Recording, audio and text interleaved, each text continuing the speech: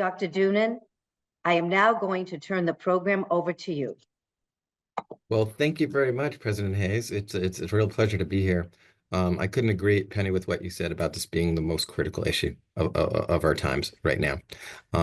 If you're not concerned, you're not paying attention, right? The politics have changed significantly, and some of the programs for the most at-risk folks in our country, as well as some of the goals that we've tried to make some progress in terms of health equity, in particular, over the past decade or so. Some significant changes have been made. Those are in question. Let me share my roadmap for our time together.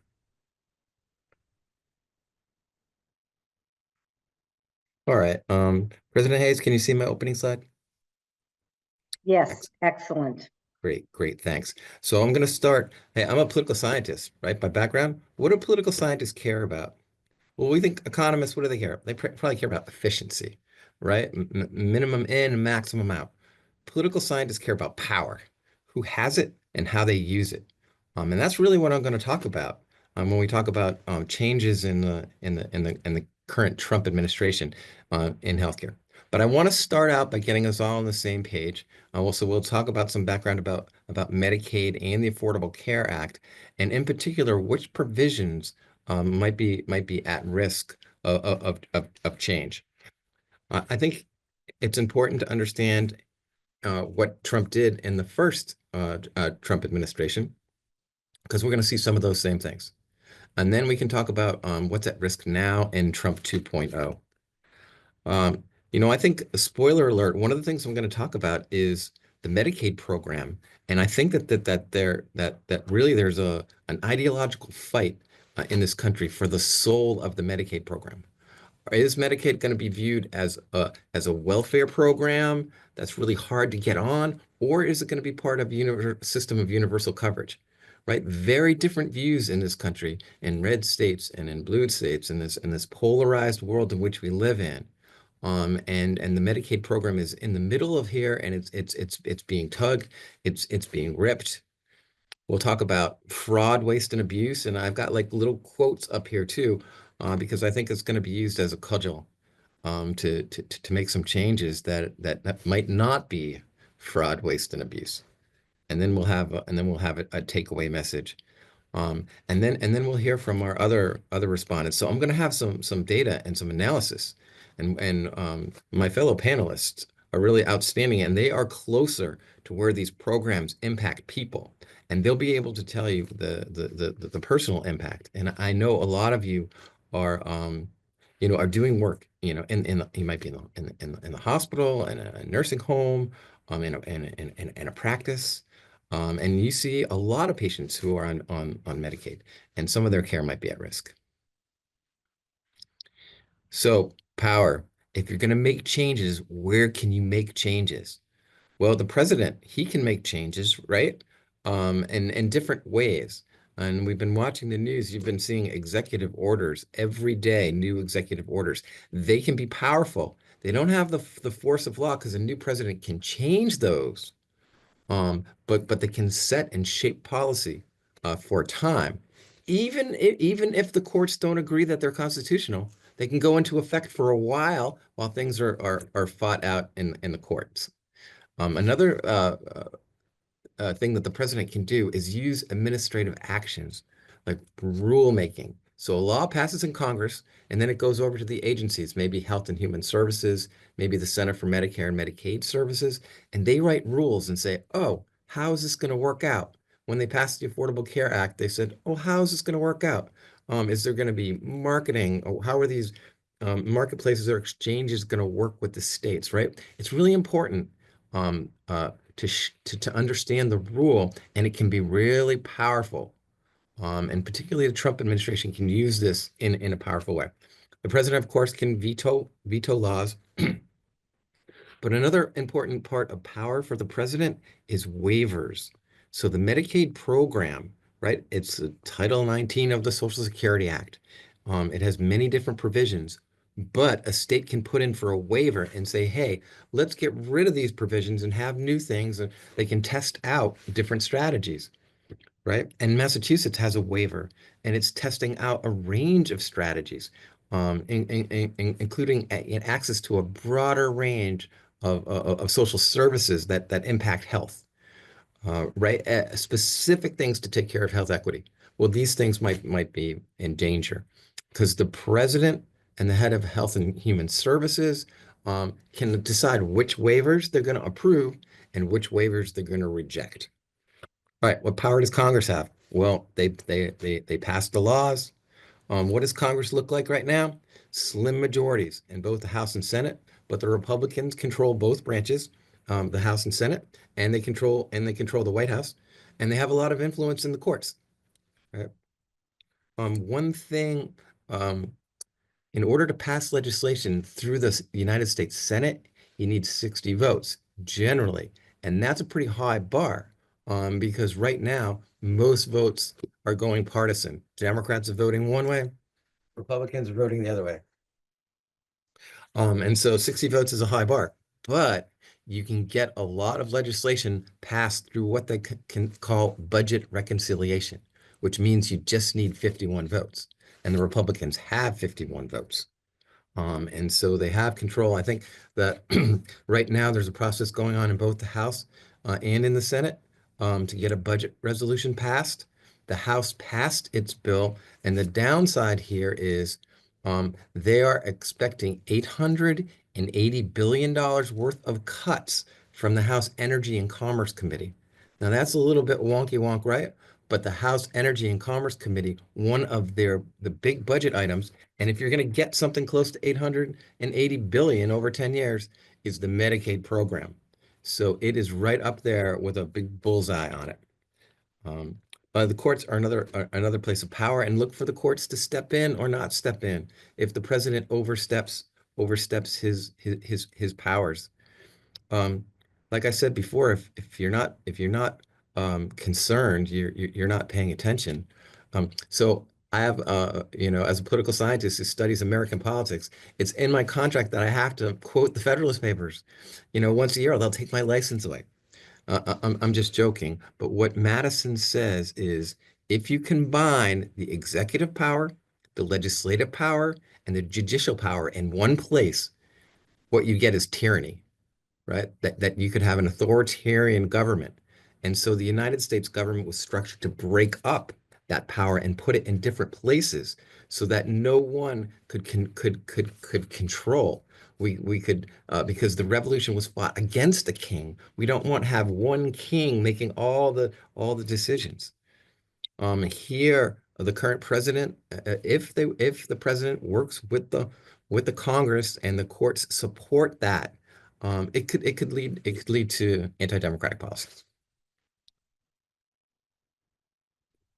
All right.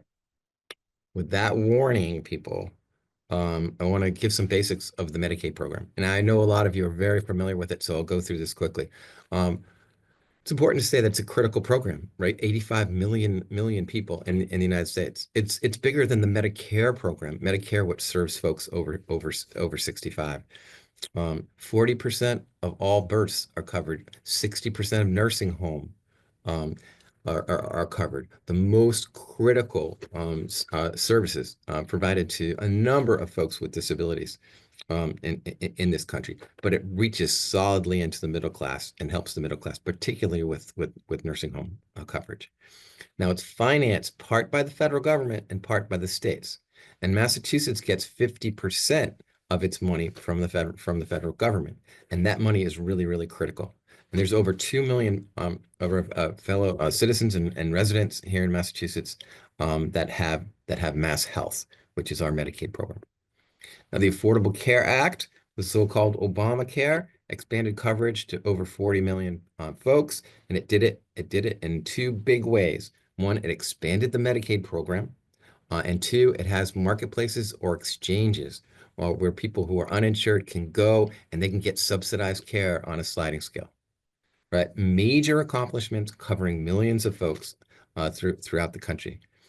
Now, the Medicaid expansion group here They get not the 50% Massachusetts that Massachusetts gets for its regular Medicaid folks, but it gets 90% funding from the federal government. I'm emphasizing this because this might be at risk. Some people are thinking about reducing that 90% to the 50%. The state would take a huge hit here. They would have to either raise taxes or cut other programs to make up for that deficit. And any reduction in federal money, the state will be faced with these difficult choices. Um, Now, President Biden considerably expanded the subsidies in these marketplaces for the Affordable Care Act and made health insurance far more affordable for many people. Now, those are going to expire at the end of 2025, and they are very much in jeopardy. We'll share the slides. Here's some more details about folks that are covered in Massachusetts, right? Half the kids in our state are covered by Mass Health. 70% of nursing home beds covered by Mass Health. People and families earning less than 133% of the poverty level, 65%. It's a critical program serving the most at risk, but it also pays for services at community health centers, at hospitals, in clinics, to physicians, to nurse practitioners, physician assistants, a critical part of the healthcare system in Massachusetts. All right, Trump won. What did President Trump do in his first administration? Well, he repealed the individual mandate. Actually, it wasn't really repealed. The penalty went to zero, essentially repealed, right? And ended some cost sharing subsidies that were in the marketplaces and exchanges, right? And encouraged cross-state plans that could get out of having the essential benefits. In other words, cheaper plans that don't have the myriad of services that you might want, including mental health services, which are just so critical. He's drastically reduced the marketing budget for the program so that fewer folks knew about it. Limited the enrollment period and shrunk it to a smaller time. Um, Remember I was talking before about flexibility to get a waiver for your Medicaid program? Well, under the Trump administration, he approved waivers that did things like have work requirements, and that's another thing that's seriously being considered. Um, and uh, um, a waiver in order to get rid of some of those essential benefits. We could see waivers to increase co-payments or co-insurance that folks need to pay out of pocket, which is a detriment to accessing care. So my daughter, Chloe, she has asthma, right? And for me to take her to the doctors if she's having an attack, $25. Now, $25 is a couple of beers and an appetizer, right? I'm not thinking twice about taking her. Now, what if that $25 was bus fare? What if that $25 was part of the budget for the week? Do we really want people thinking hard about taking their kid to get checked out so that we can avoid an emergency room hospitalization? We could avoid missing school, just a whole bunch of things. No, we don't want to do that, right? So these are some of the waivers and some of the things that could happen. I said before that, in terms of the Medicaid program itself, it's viewed very differently. And I see it as a fight for the ideological soul of the program. There are two ways that the Medicaid program is being envisioned, and one of them is like a welfare program. Now, what are the implications, the policy implications of you think of Medicaid as a welfare program? Everyone with me? As a welfare program, like a welfare cash assistance program, in almost in a pejorative way. So what do we want to do if we think it's a welfare? Well, we want work requirements. We want redeterminations a lot. We want cost sharing so people have skin in the game. We want asset tests just to make sure people aren't driving around in a Cadillac and getting benefits. We want time limits, really to give people incentives to get off it. Um, the minimum benefits and wait lists. Now, conversely, if we think of this as part of a solid safety net, and I think this is what Massachusetts has done and has really pioneered with its version of healthcare reform, prior to the which was the model for the Affordable Care Act. It said, okay, let's have Medicaid cover folks who are low income, certain people with disabilities, and let's add to that some additional people, and then let's create the healthcare connector and let's cover more people until everyone can, and then at higher levels, people can get covered from their employer, right? And so we're creating a system here, um, that's committed to covering everyone. And if we view Medicaid in this light, we want to have income-based eligibility, not based on all these categories where people jump off and jump on. Presumptive eligibility. Okay, you come to the hospital, you're eligible, and we will take care of all the paperwork and everything later. No or minimum out-of-pocket costs, right? We don't want to put up those artificial barriers to care. Streamline application, annual enrollment, so it's more consistent, generous benefits and transitions. Oh, you just got an increased income, you're no longer eligible for Medicaid. Look, go to the healthcare connector. You can still get subsidized care, and on a sliding scale, and it'll still be affordable. Let's make that all happen. All right, people. Here are the details. We're going to have to dig into the numbers a little bit. These are the possibilities that could happen to the Medicaid program and the Affordable Care Act under the Trump administration, what's being considered in Congress right now. So one of the ideas here is to reduce that 90% match for the expansion group, in the Affordable Care Act. That would cost Massachusetts $1.4 billion a year. The Medicaid program is about just over $20 billion dollars a year. Another idea that's being considered is eliminating this matching. Massachusetts gets 50% match, but a state like Alabama gets a 79% match. And there's a formula for calculating this. And it takes a look at how many uninsured are in your state, how many are eligible for Medicare and Medicaid, what's the income in your state. Higher income states get lower matches, lower income states get more resources. But the catch is there's a minimum, and the minimum is 50%.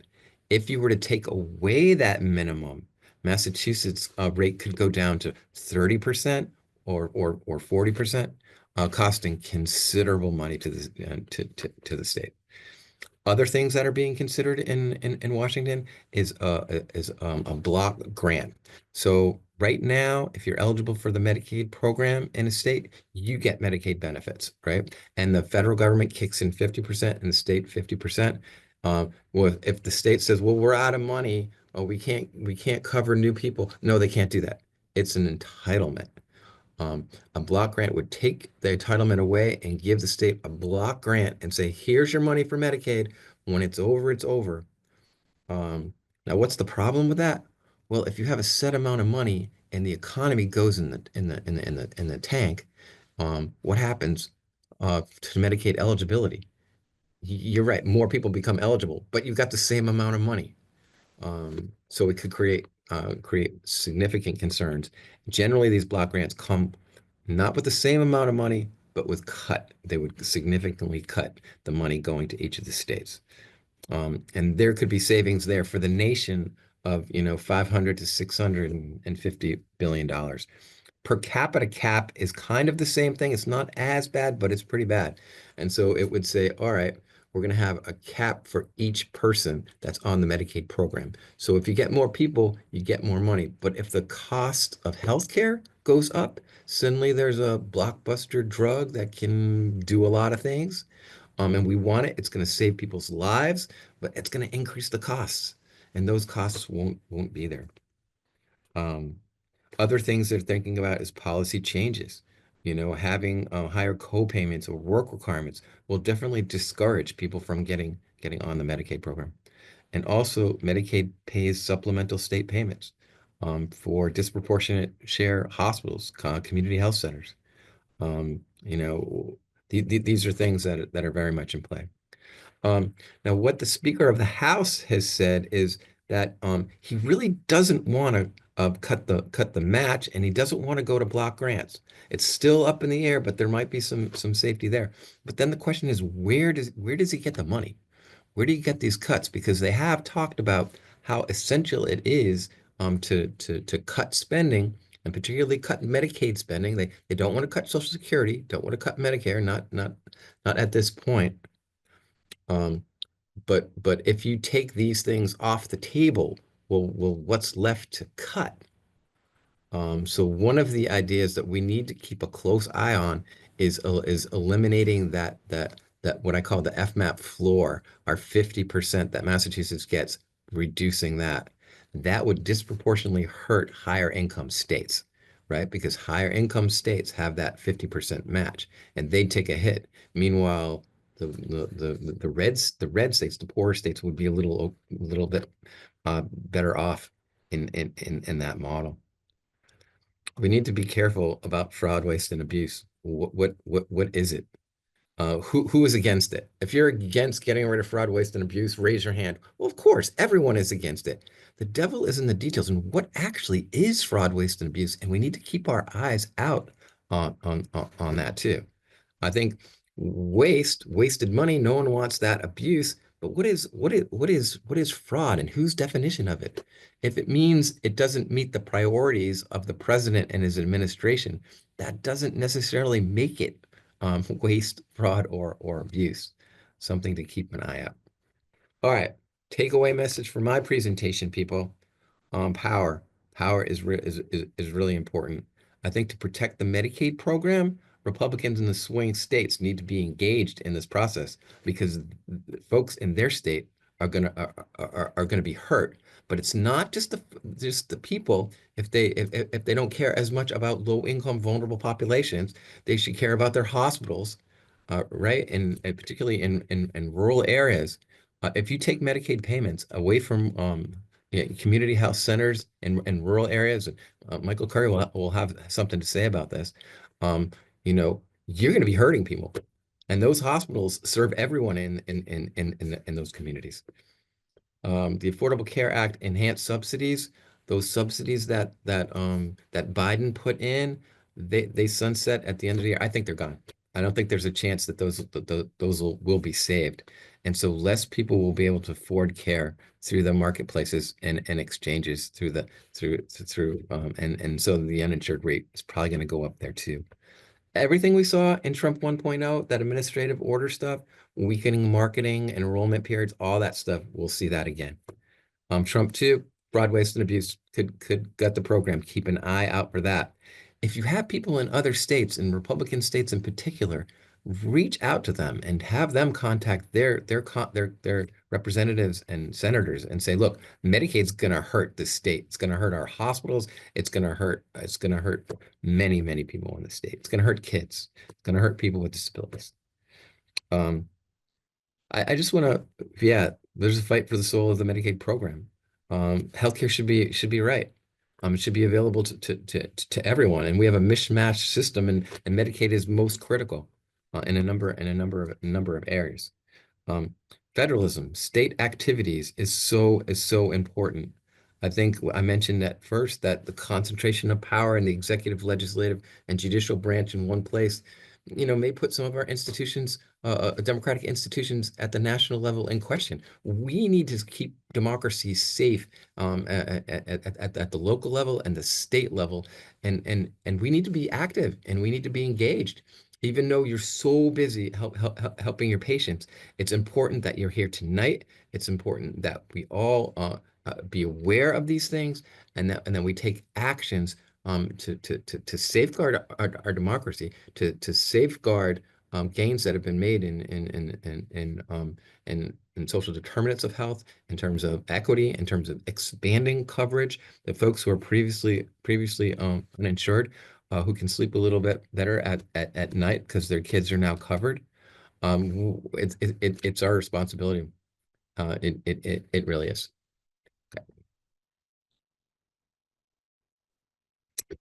Thank you. Hey, George.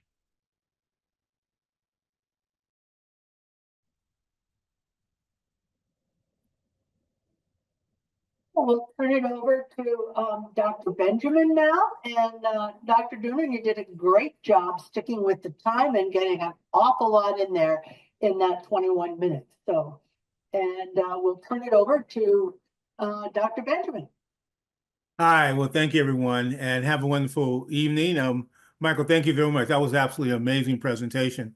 What I want to do is talk a little bit about healthcare policy through the lens of public health. I love showing this particular picture because it really sets the stage for some of the hypocrisy that we're seeing as we go forward. And I won't comment, but you can certainly Google this photo. It's an absolutely fascinating picture around the debate we're having around how to become more healthy in our country. Quickly, I'm going to run through a few slides. Just to remind you that when Secretary Kennedy became the secretary, these were the issues already on his plate. And I always tell people when they take these big jobs as a senior health official, that you always walk in the door with an enormous number of issues already in play. As you know, the nation has reversing declines in life expectancy. We're almost over $5 trillion in healthcare expenditures. And as a nation, we're at the bottom of industrialized nations in terms of health outcomes. Access to care. He's heard a very important conversation about the role of Medicaid in ensuring access to healthcare. We know that 80% of what makes you healthy occurs outside the doctor's office. So the social determinants of health are a big deal. And of course, long-term care is the kind of the hole in our system, which we aren't paying a lot of attention to, despite the tsunami of baby boomers that are now be going through seniorhood in our nation. We have a range of infectious disease threats. We just obviously finished the tragedy of COVID, which of course is not gone yet. It's still around. And we have a range of other infectious diseases on the horizon. Right now, measles is the outbreak of the day that we're very much concerned about in Texas. But we also have a continued epidemic of HIV/AIDS, hepatitis C, neonatal syphilis is up. And so infectious diseases remain an issue in our nation that we have to deal with. It's not going to go away. All the environmental health issues, climate change, lead exposure, challenges with the Clean Water Act, the Clean Air Act. Just today, the Congress, the Senate, the Supreme Court narrowed to some degree the Clean Water Act in our country. So we have a lot of work to do, even on environmental change. You know, places where it's just too hot that weren't very hot before, more snow and more ice than we've had before. So extreme weather remains an issue. Injury continues to be a big issue, particularly the gun violence epidemic and the epidemic of misinformation and disinformation, which has been empowered by our social media and internet tools. We've got food insecurity. Way too many people are not getting enough to eat. We have food safety issues. We always have multiple foodborne outbreaks in the country, which we work very hard to contain. Tobacco remains the leading cause of preventable death and disability in our country. We have a growing mental health crisis, which again was fueled by COVID and a lot of the isolation and social isolation that occurred with that. And then, of course, chronic diseases. The fact that 5 out of every 6 of people at some point get at least one chronic disease, and a large percentage of people get 4 to 5 chronic diseases that we need to address. Issues with the healthcare workforce, partially due to aging, partially due to burnout. Issues around inequities in healthcare remain. And then some other epidemics, like opioid epidemic is still, the obesity epidemic, maternal morbidity. All of those things remain in our issue that we have to address. I would like to argue there are some distractions to a sound U.S. health policy. As we know, our current secretary does not support fluoride in our drinking water, has been, quite frankly, an anti-vaccine person. He will argue that he is for vaccine safety. No one's against vaccine safety. Everyone's for vaccine safety, but he has clearly demonstrated his support for the anti-vaccine movement. There's a lot of work now and discussions around how we break up government, particularly agencies like the CDC in particular. And at least during the campaign, there was a lot of talk about inappropriate health surveillance, ideas of tracking women's menstrual periods and pregnancies in order to implement policy ideologies around controlling women's lives and women's bodies. And then the healthcare reform, you just heard a very clear definition and discussion around healthcare reform that limits access to healthcare. We will see that as part of this debate over the next 3 to 4 years. But to be fair, there are some opportunities that I think if we can find ways to work with the administration, there are some opportunities. Opportunity number one, I actually happen to think that with all three branches in Republicans' hands, if we can convince them of the merits of finally getting those states that have not gotten into the Medicaid program, by the way, most of those states, when you look at their health outcomes and how they rank with the other states in the nation, they're at the bottom of the rankings for healthcare.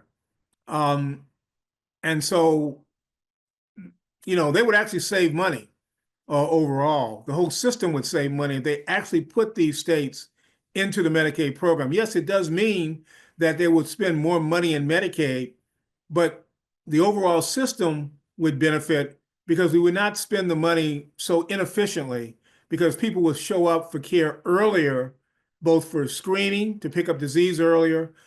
And if you have a disease, hopefully picking people up earlier in the course of their disease when we can treat them more effectively and more efficiently at a lower cost. Opportunity number two, this whole debate about healthier foods. When they talk about ultra-processed foods, everybody is for getting rid of ultra-processed foods. Instead, you actually start talking about what we're talking about. We're talking about all frozen dinners. We're talking about ice cream. We're talking about almost anything that is bought through the store that isn't, quite frankly, bought on the farm. Almost all of our cereals, many of our drinks, alcoholic drinks. It's not that public health hasn't tried to address these issues. It's just that, big food is a very, very, very powerful lobby group. I would argue more impressive, more forceful, more effective than the tobacco industry. And that's why we've not been able to take them on. But if they really want to take on big food, it's going to be important to do so. You can probably get the public health community to support that, the broad health community to support that. But it will cost more money, actually, because if you want to try to improve nutrition for our children in the school lunch program, that means you're going to have to spend more money for more nutritious foods, foods that are brought in more fresh, farm-to-table foods. That means foods are going to have to be cooked on site. That means enhancing the pay of food workers that are preparing the food. So we can do it. We're all for it. But this is an opportunity, and we have to figure out how we can try to do this. And in addition, a lot of the things that they talk about, we want to get the toxins out of our food. The evidence base for doing so is quite sketchy. That also means we have to invest more in food research in order to be able to say, with the benefit of the doubt, that these foods are more healthy than other foods and are safer to eat than other foods. Opportunity number three, of course, is getting healthcare costs under control. I mentioned $5 trillion and growing. The issue here is not necessarily to cut the program, but it's about trying to limit the growth of the program. And that's going to mean doing some things that are more thoughtful about managing costs under the healthcare system. And in many ways, you may have to spend money to make money. Opportunity number four, of course, is to build the next generation public health system, not take the system apart that we have.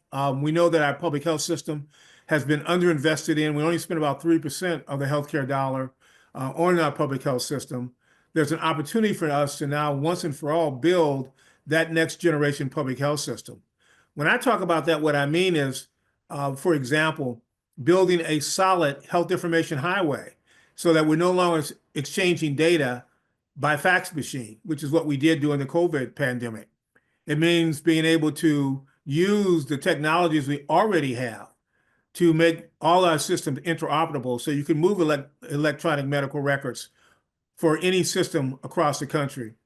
What's interesting, of course, is the administration just cut a contract which allows the Veterans Administration to share medical records so that veterans, as they move around the system, their medical records can be read wherever they are.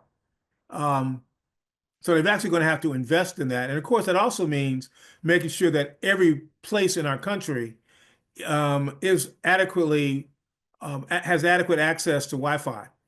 So the IRA, which was passed in a bipartisan manner by President Biden and the Congress, actually reduced or had funding to reduce the Wi-Fi deserts in the country. And I would argue that the administration needs to take those dollars and continue to build out that system so that we can share data no matter where you are. That's a particularly important, not in all rural communities, but also in our urban communities as well.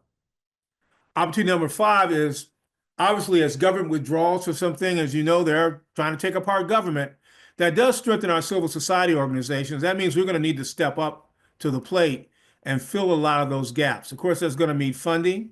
That may mean changing some of our business models because the philanthropic community can't fill all those holes. But it also means that government needs to play its appropriate role in providing these services and funding opportunities for the private sector to maintain jobs in the community, to be part of a true partnership as part of that. Now, we know that the administration has this thing we call the flood the zone strategy, which means doing a lot of things so that people can't keep focused. And as you know, they've done these things here that we've seen, the DOGE intrusion into the federal government, fiscal cuts, indiscriminate personal cuts, controlling information, changing words on websites. In many ways, one would argue that is censorship. Many of the executive orders reverse progressive policies that actually improve the health of people and actually enhanced our economic viability. They've reversed a lot of those. The attack on diversity, equity, and inclusion, which is basically a redefinition and an attack on something that is merit-based and appropriate. I am not one of those people that is prepared to throw away diversity, equity, and inclusion. I understand what they mean. I understand they're not discriminatory. I understand it's not reverse racism. And I just refuse to do it. And then obviously the global disruptions they've had, the tariffs which hit this week, the elimination of USAID, and real threats. People are afraid. I don't know how you operate a business when people are afraid because their security protections have been removed, or the immigration activity that's going on, which we know as a health community drives people underground and delays their care for everybody when that happens. I think some of the issues that concern the health community more specifically, my organization adequately opposed Secretary Kennedy. We still think he's a poor choice. I think he's demonstrated that in his first week or two on the job, but hopefully that will get better. Remains to be seen. And some of his other nominees are going through their confirmation hearings. NIH, I think, was today. FDA is tomorrow, and CDC may be very soon. We have mixed opinions about our support for those various individuals. I think the funding freezes and the proposal to dramatically reduce indirect costs down to 15% for NIH and other grants is destructive to research and undermines the activity. And when my house, some people who are not real supportive because they feel that universities shouldn't get these, 30, 40, 50% indirects. I understand people's concern, but that savings is not going to go back into research. If we support that, it's going to go to a tax cut, not into more research. Obviously, the censorship and misinformation is very destructive for trust. I've even asked people, what should we trust on the websites of federal agencies today? And, we now have to peruse those websites much more carefully than we did before, because there are things on there that probably are not going to be accurate. We have to identify those and inform the people who are trusted on those websites and have them correct them. I think many of the job personnel decisions that they've done have delayed already drug approvals and issues around access to care. And we already know that some of the immediate firings at the Center for Disease Control and Prevention delayed some of the work that CDC was doing. I think one of the more concerning things is some of the censorship. We know that in the last Trump administration, there were efforts to change the language for things like the MMWR and some of the stuff on their websites. Now they're really going after that full board. Now they've been under court order to reverse some of the language. They've been under court order to pay what they owe people. But again, those in many cases are preliminary injunctions, and hopefully the courts will stay with us as we go forward to try to make sure that the administration does what they're legally obligated to do and what has been appropriated and authorized by Congress. We're already seeing several of our vaccine meetings, like the ACIP meeting, which of course is an important meeting to help understand in a transparent way how we're going to use vaccines and other therapeutics. And then, of course, the CDC FDA meeting, which determines the vaccine compensation meeting, has been canceled. Hopefully we can get that meeting back on track. That's an important meeting because the timeline to creating vaccines is really pretty tight if we're going to actually have influenza vaccine for the fall vaccine season. And one of the things I try to get people to think about is, as an ER doc, so the idea is, how do you manage the flood when someone's trying to flood the zone? And so you have to look at these actions, and I try to get people to focus in three buckets. Bucket number one are issues that I think are major core issues. So the lack of transparency and where they're violating the law and undermining fiscal authority, I think are major fundamental issues that need to be addressed. And then the second category are things that are important, foundational, and standing is an issue as to whether or not who can address these. So information control, some of the censorship, and certainly the personnel actions fall in that category as an example. And things that are important that we care about, but are not foundational. My environmental people are absolutely livid about ditching paper straws. But we're not going to focus on ditching paper straws right now because we've got other battles to fight. But we're going to get to it, but not right away. And then, of course, things as silly as the president becoming chairman of the arts and disrupting what was a nonpartisan activity at the Kennedy Center. Those kinds of things where we have no idea why they're doing them, but those are things that ultimately are going to have to get fixed, probably, hopefully in this administration, but if not in this administration, the next. And I tell people, what can we do? My organization is telling people, first, force them to follow the law. And we've been involved in several lawsuits to try to make them follow the law as it's currently written. Force transparency is going to be very important. Make them do it in the light of day. Informing the public of their actions. When something happens that impacts the public, we need to make sure the public knows that it happened to them. There is a latency to when things happen in DC to when they're actually felt in the local community. It's going to be important that we shorten that latency time as quickly as we can by having rapid communication to communities, letting them know what's going on, because outside the beltway of Washington, D.C., a lot of these things that are happening are hitting the communities, and the communities don't really understand what's happening because the communication is things that kind of make sense. Don't you want to get rid of the bloated government? Yeah, well, that makes sense if you put it that way. But if you talk about the fact, do you want to fire people who are doing a great job and actually bringing in money to support our national government and provide services to you? Most people would say, no, we don't want that.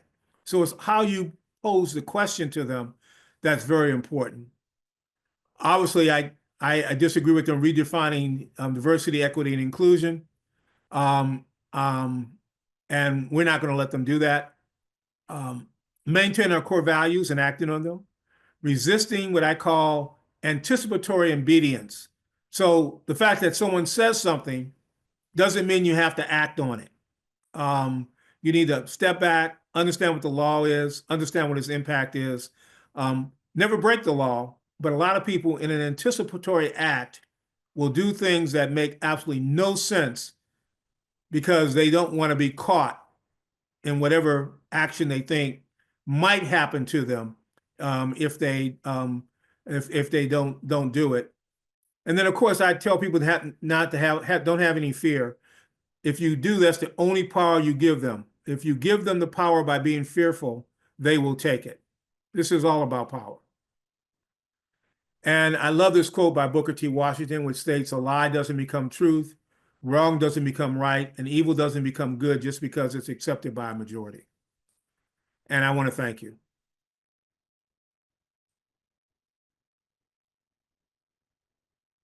I want to thank you. That was amazing, and it really helped to put things in perspective without a doubt. And I'm sure there'll be questions for you. I know I jotted some down for the Q&A. So I think we're ready then. If you stop sharing, then I think we're ready to go on to Michael Curry. Yep, I'm done. So Mike can come up now. Thank you. Thank you, Dr. Benjamin. I'd said this in the chat that I feel like I'm sitting through a masterclass with Dr. Benjamin and Dr. Doonan. And for those who've never heard Dr. Ojikutu before, you're in for a treat. So I feel like this is the all-star lineup of folks who really understand what's happening around us. I often say, unfortunately, that I think most people, most of what happens in policy and healthcare and other aspects of policy is below the waterline. Most people have no idea what a federal match is and what the implications are for them. And what you're getting tonight is you're getting that view below the waterline. So I just want to say thank you to the president, President Hayes and Regis for making this space available. I'm going to try to move quickly because I want to save some time for Dr. Ojikutu in the question. So I may skip a slide or two. And some of what I would have shared, Dr. Doonan did an excellent job of covering sort of the Medicaid stuff. So I want to give you, they always say, if you know the beginning, it's an African proverb, if you know the beginning well, the end won't trouble you. So I'm going to give you a little bit of the beginning. So I titled this slide or this presentation, Healthcare and Transition. And here's what I'm going to do. I'll walk through. So history of the health center movement. I give out homework. I do teach at both Suffolk and New England Law, Boston. And I tell people all the time, I'm going to leave you with homework. So there is a documentary on YouTube that I'm going to ask everyone on this call to make it a point. It's only 22 minutes. You can watch it as you're traveling to and from, but it's 22 minutes. It's called Out, O-U-T, in the Rural, R-U-R-A-L, Out in the Rural. It'll give you a grounding in this movement we call the health center movement, how it got here, what the original aims were. It was a movement built out of the war on poverty, the Great Society, the civil rights movement. Many of the architects of this movement were in Selma as they crossed the Edmund Pettus Bridge and providing medical care. They were freedom riders and participating in Freedom Summer. They were activist physicians like Jack Geiger, Count Gibson, Dr. Smith in Mississippi, and Dr. John Hatch. These are names that you don't know potentially, but they're as critical as the names that you do know, like Martin Luther King, or name any other civil rights activists that you know. The space that they worked in was really the healthcare space.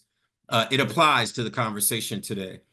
There is a quote by Dr. King. It says, of all the forms of inequality, injustice in healthcare is the most shocking and inhumane.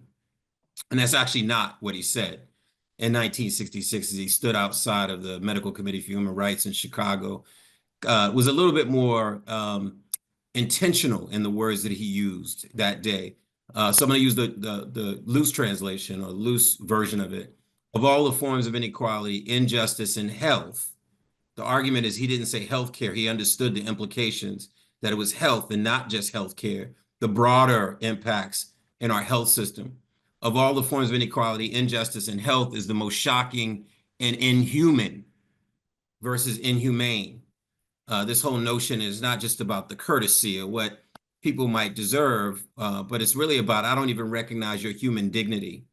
So when you see the health center movement born out of Great Society, war on poverty, exciting time that we were born, 1964, Civil Rights Act, 65, Voting Rights Act, Medicaid and Medicare, Dr. Doonan, I always say, are civil rights bills, because what Dr. King was in part talking to that day in 1966, where many of the hospitals in this country, especially in the South, were segregated. So this was about desegregating hospital systems. Imagine that certain people couldn't get their care at a hospital because of the color of their skin, and that it took federal legislation and tying federal funds to force hospital systems to open up. I would argue much of what we're seeing now is a reverse of that, or perversion of that, tying federal funds to some of the priorities that are now being put forth. So you'll see here 1965, First Community Health Center, 1966, First Health Center in Columbia Point in Dorchester, second one in Mount Bayou, Mississippi, which was abject poverty. The association, National Association, was born in 1971. My organization. I don't think your slides are moving. Okay, let me do me a favor, George, what are you looking at now? I'm still looking at your title slide. Okay, hold on. Let me reinsert the slides and see if I can get them to move. One second, everyone. So I'll talk while I do that. So essentially, you know, health center movement was born. You start to see the evolution, the creation of associations to represent the interest of community health centers. And it was aligned with and growing with the civil rights movement. Let me see if this works. All right, now try going to slideshow, Don't do the sideshow. or try putting it in slideshow. Yeah. Also, try putting it in presentation mode. Yeah, I see it in presentation mode on my end. So is it showing now? And it still shows as your first slide. So why don't you go to slideshow across the top and see if you click on that, what happens? Okay, hold on. Let me do this really quickly because I don't want to tie up the time. That's all right. Everybody's been very good about the time. Share.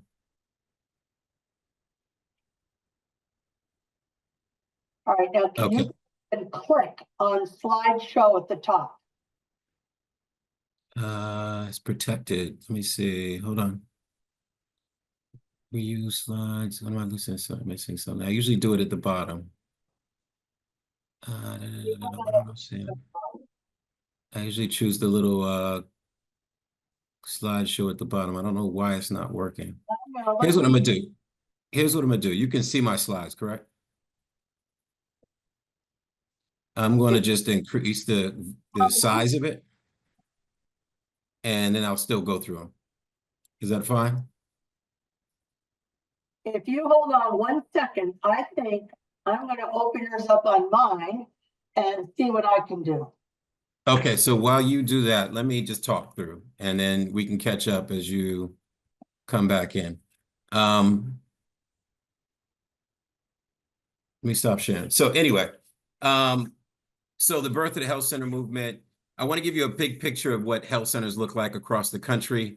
There are 1,400 federally qualified health centers in the nation, serving 32.5 million patients out of 16,000 practice sites. So think about that. 1,400 federally qualified health centers born out of Dorchester, Massachusetts, second health center in Mount Bayou, and now 1,400 with 16,000 sites, including what we call lookalike sites.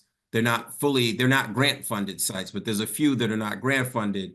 The total of all the federally qualified health centers and those lookalikes come up to 16,000. So I want to give you a sense for the presence of health centers. 1 in 10 people in this country get their care at a community health center. That's 1 in 10. 18% are uninsured. 62% are publicly insured. 90% have low incomes. 64% are people of color. It's no surprise why President Trump, President Biden prioritized community health centers to get vaccines in arms, because they understood the challenge that we had. They understood that if we wanted to reach communities of color, if we wanted to reach communities that were most impacted by COVID-19, that those communities were better reached through community health centers. In Massachusetts. I think I have it. If you tell me what slide to go to, I'll go quick. Excellent. Just advance to the Massachusetts slide. So about 2 slides in. Let me just see. Okay, I'll just. Yep, next slide. Yep, we can stop there.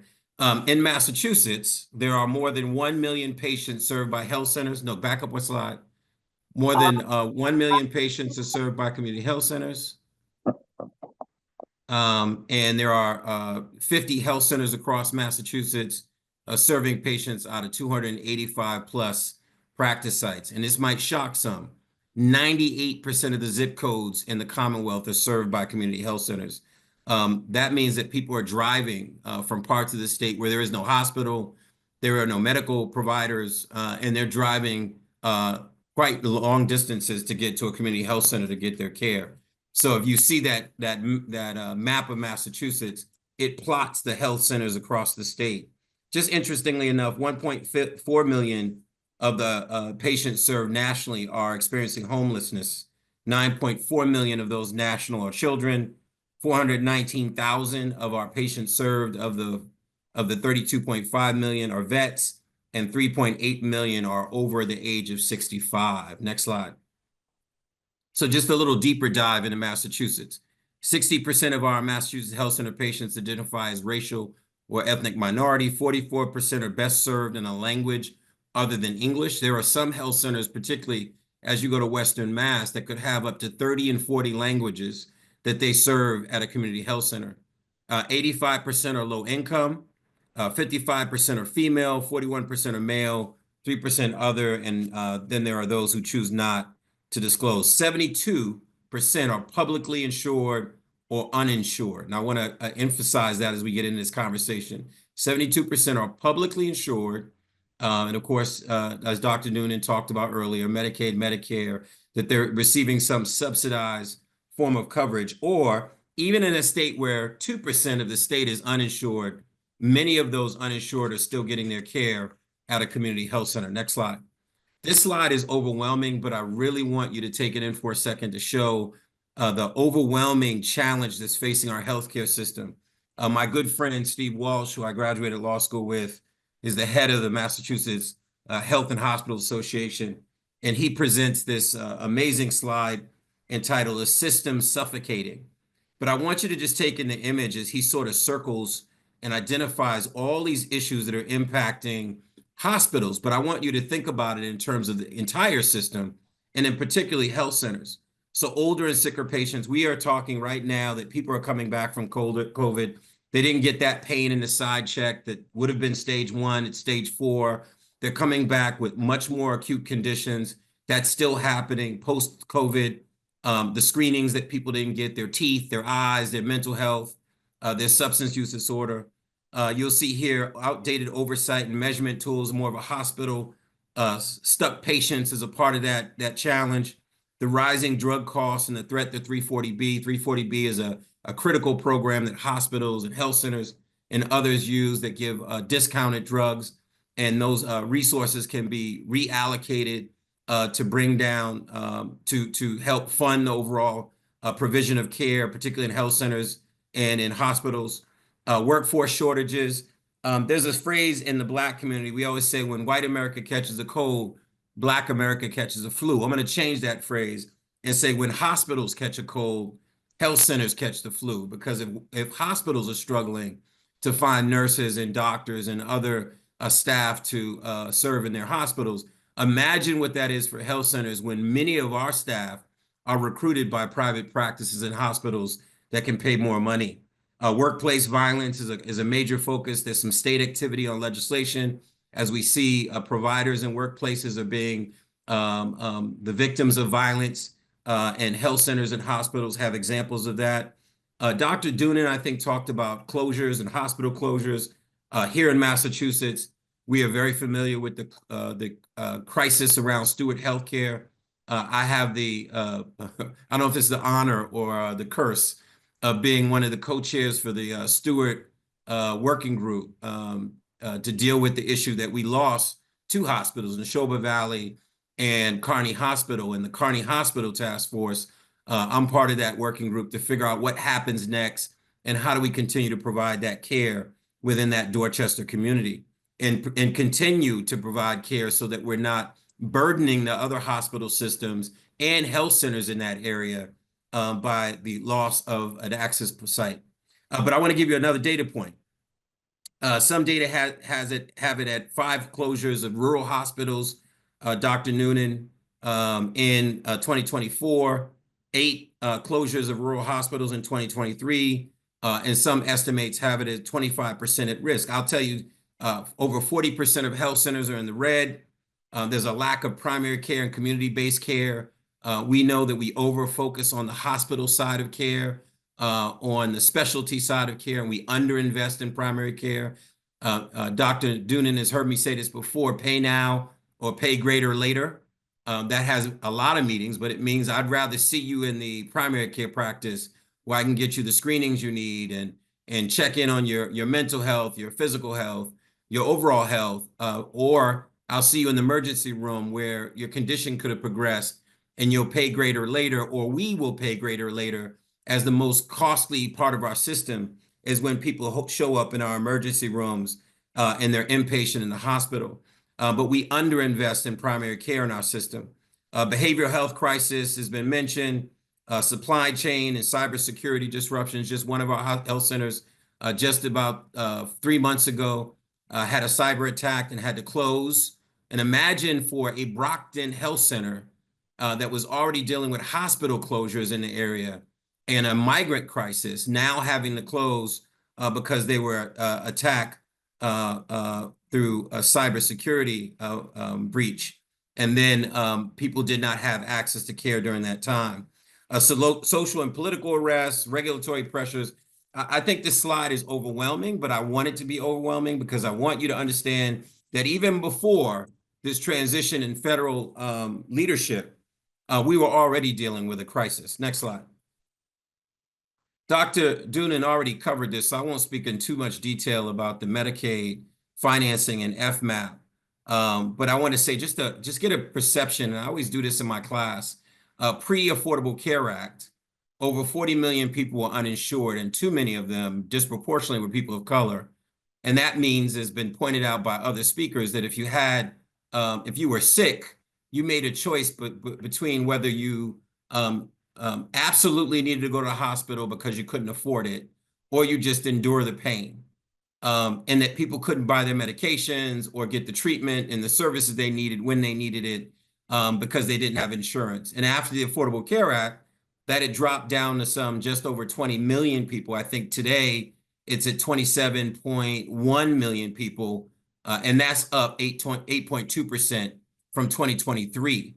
So I want us to think about that as we now think about people being kicked off Medicaid, not having access to coverage has a real life consequence for people if they can't get care when they need it, and then have to show up ultimately in our emergency rooms. Or I even make the argument a little more related to workforce, that whether they're in our labs or in our driving our trains or our buses or teaching our classes, those same people who don't have coverage who are then getting sick won't be in the workforce providing the critical services that we need them to provide. Next slide. So while Congress debates spending, Medicaid is on the chopping block.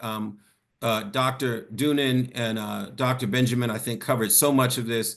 We really need to make the argument that cutting Medicaid impacts everyone, and whether it's block grants or per capita caps, these have real life implications on not only people, but on business, on local economies, on state budgets. And I think governors and Medicaid directors all need to weigh in with their members of Congress to express this. This interesting point that I thought Dr. Doonan mentioned around fraud and abuse. What I worry about is that fraud and abuse, as I think he referenced, is being expanded to mean people who or someone deems shouldn't be on Medicaid, and expanding that definition to mean fraud, when in fact, as an attorney, that is not the definition of fraud. If people are getting services and you deem that they don't necessarily need it, but they meet the eligibility requirements, that's how our system works, and that is not fraud. So you'll see here the House Budget Resolution provides a path for Republicans to enact policies across border security, energy, and tax cuts. This is on the House side. And a single reconciliation effort to pay for tax cuts. The House Energy and Commerce Committee, or the ENC, which oversees Medicaid and Medicare, are looking to find $880 billion in savings, which would likely come from Medicaid. And I think that's the challenge, is we hear people say that they're not aiming at Medicaid, they're not focused on Medicaid. I always think of those cartoons when we were younger, Watch the Bouncing Ball, to make sure that at some point it doesn't shift. And then all of a sudden we're talking about cuts to a critical life-saving program like Medicaid. The Senate passed a very different budget resolution, kicking off the first of 2 reconciliation efforts. I won't get into the technical part of that. Next slide. So Medicaid changes disrupt the system, hurting patients and health centers. That's the headline for our conversation today. Medicaid changes disrupt the system, hurting patients and health centers. In Massachusetts, Medicaid, or as we call it, Mass Health, is the best payer for health centers. Now, I wouldn't have said that 4 or 5 years ago. We renegotiated the Medicaid rates under Governor Baker and Secretary Mary Lou Sudders. Historic new rates that get us closer to the cost of providing care in the Commonwealth. So now Medicaid is the best payer. 47.1% of Massachusetts health center patients are covered by Medicaid. 31.3% of Massachusetts health center revenues are Medicaid reimbursements, so heavily reliant on reimbursements from Medicaid. Rollbacks in ACA Medicaid expansion eligibility and ACA marketplace coverage, or anything else that cuts Medicaid funding coverage and eligibility would impact health centers and their patients. So I want to give you some top line numbers. 109,000 health center ACA Medicaid expansion adult patients are lost over 2 years. These are estimates. $618.5 million in annual health center revenues from ACA Medicaid expansion patients are lost over 2 years. We have an organization called Capital Link, which is a capital financing organization, and they do this kind of analysis for health centers in HRSA, quite frankly, across health centers across the country. And they're already starting to crunch numbers to look at what the implications and impacts are of deep Medicaid cuts. Next slide. We also receive a federal grant from the federal government. That's why we are under a program called the 330 grant program. That funding comes into the federally qualified. 36 of our 50 members in the state of Massachusetts are federally funded. They receive an annual discretionary grant. The funding amounts are determined through the federal appropriations process. So, of course, every year through appropriations, we wait with bated breath to see if we'll get reauthorized. And then the Community Health Center Fund was created out of the health reform, and that creates additional mandatory funding. And the funding amounts are established through authorizing legislation, and the funding period specifies in authorizing legislation usually longer than 1 year. So it's usually 2 or 3 years. We've been arguing for and seeking 5, but you'll see there the budget amounts at the bottom of the screen. Now, the reason why I share this is when you think about freezes as we just experienced a little over a month ago, I think it was about a month ago, there were some health centers across the country that had to shut their doors because they relied on federal funding. About 12 to 17% of health center funding comes from the federal government. So if they freeze funding and you rely on those federal funds to make payroll, to cover expenses, but when they freeze those funding, you almost immediately are faced with the challenge of having to close your doors. Health centers, unlike bigger systems, operate with thin operating margins, usually very low days cash on hand, and can't withstand the kind of freezes that we were seeing just a few weeks ago. So the hope is that they won't see that freeze again. Next slide. Government shutdowns have implications for healthcare. Medicaid and Medicare funding generally continue to pay during government shutdowns. We know we're looking for a continuing resolution. Government funding expires on Friday, March 14th. And if they don't reach what they call a continuing resolution by that time, we would be looking at a government shutdown, furloughs for employees, reduced federal services. And then again, that's on top of the mass firing or termination of thousands of federal employees that were let go. So this is the perfect storm of the potential government shutdown and termination of federal employees. Next slide. I'm going to skip this slide because I think Dr. Doonan covered this. Gender affirming care. We know that health centers were born out of a movement, civil rights movement, this health equity movement, this challenge of making sure that we meet people where they are and provide the care that they need. So whether that's harm reduction at a homeless health center that focuses on homeless populations or high substance use disorder populations, or a health center that provides care to those that are LGBTQIA, like a Fenway Health, we know that there are challenges now in policy with folks who are providing that care. So you'll see here gender affirming care and LGBTQIA plus health services, and the language we're seeing, defending women from gender ideology, extremism, and restoring biological truth to federal government. And you'll see here executive orders limit the definition of gender to male and female and curtail gender affirming care for trans youth.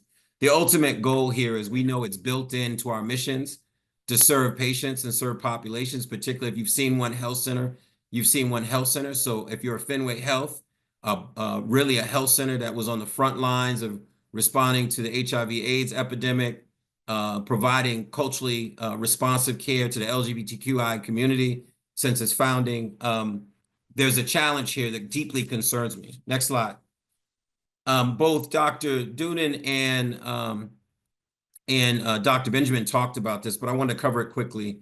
Despite court challenges, DEI and health equity are under scrutiny. Folks should look up Cleveland Clinic and their stroke program and the conservative groups that are attacking the Cleveland Clinic stroke program because it focuses on men of color. And the argument, similar to what you heard earlier, is that it's supposedly reverse discrimination, though the data tells us that those communities are disparately dying of stroke, and programs that are focused on Black women and maternal health, or Black women who have higher death rates from breast cancer. Although we're celebrating women generally surviving breast cancer, those kind of programs concern me that they are the target of these attacks. So following various executive orders, federal contractors have lost contracts due to their embrace of DEI initiatives. This is on the housing side. So we haven't really seen it on the health side, but on the housing side, they're now defunding and canceling contracts if the contractors have DEI language. The goal is to end in the work and the services. I always tell people you can hide the words, but you can't hide the program. I think that's the message for today, that people, as Dr. Doonan and Dr. Benjamin said, that they're opposed to hiding the words, but the reality is, and I want to sober us with this, if you're an organization that relies on federal funding by 12 to 20%, and you're now being told that if you communicate with the federal government, you have the wrong words in it, DEI, racial justice, racism, BIPOC, trauma, LGBTQ+, that you'll now be told that you're defunded, that you're not in line with the executive orders. Think about what challenge and what position that puts the funded organization in to now have to figure out whether they need to change the words on their website, take pronouns off their emails. These are real considerations. And while I personally feel like, hey, stand for what's right and defend the words that we know are being misrepresented and co-opted and twisted, the reality is providers, nonprofits are having to make some really tough choices because they can't survive being defunded. Next slide. We know what's happened with women's health and abortion services. There's a critical policy point that folks should be aware of called the Hyde Amendment that really restricts federal funds from use in abortions. Health centers do not provide abortion services, but I think people should know what the Hyde Amendment is, as there's a fear that there may be other Hyde Amendment type language that basically is put in to restrict access to care for different populations. And Hyde Amendment specifically applies to abortion. Can I get the next slide? And I'm going to wrap it up on, next slide, on workforce. One of the things we should have realized, and I want to wrap it up on this comment. When I do speeches across this country on racial justice issues and DEI, and I make a DEI point, I always say that there's a little black girl in Roxbury meant to save your life from right now. That if we realize that talent is equally dispersed in this country, it is not just white men, it is not just white people, it is not just Bostonians or people in Massachusetts or Chicago. Quite frankly, talent is everywhere. And if we really respect and appreciate that talent is everywhere, that little black girl in Roxbury right now is meant to find a cure for cancer, but she doesn't have the academic rigor. She's a teacher that didn't put her in a STEM program. She is under the direction of a physician who doesn't believe in her talent and derails her residency. These are the realities of where we are. And unfortunately, our medical schools aren't matriculating and graduating the diversity within our communities. Just over 5% of the doctors in this country are African American. That's a shame. And I tell people, talent lies everywhere in that little black girl. And I want you to tug at your own sense of equity and justice in this, is meant to save your life. So workforce development is a critical area of ours. We know we need the National Health Service Corps to be funded. It is providing primary care providers in medical and dental and behavioral health, practitioners, clinicians to serve in communities all across this country. We are waiting with bated breath to make sure that there aren't any changes or impacts to the funding in that program. I won't cover anything else on this slide, but I'll just say this. I am deeply worried, but I do know, as others have said, that we need to call family in every state and tell folks that whether you're a rural, white, Republican, Democrat, the changes that we're worried about that you've heard from all three speakers so far impact everyone. And we need to lift that up and make sure that all people on every side of the aisle hear us. Thank you.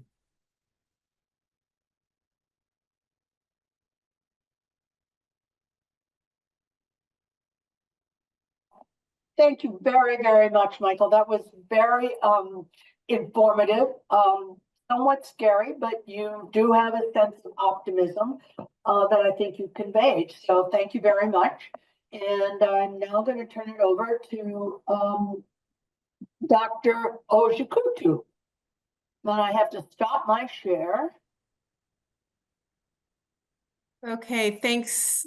Thanks, There- everyone. Can you hear me? Oh, yes. Okay, great. So I'm going to try sharing, and if not, Penny, you also have my slides. Okay.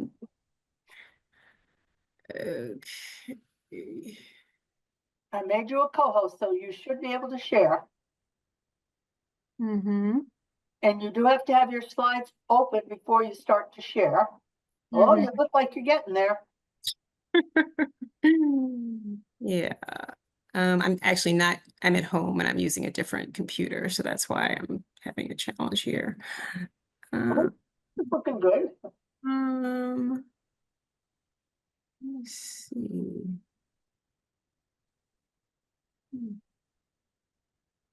How do I get rid of this? Let me just... You want to try getting mine?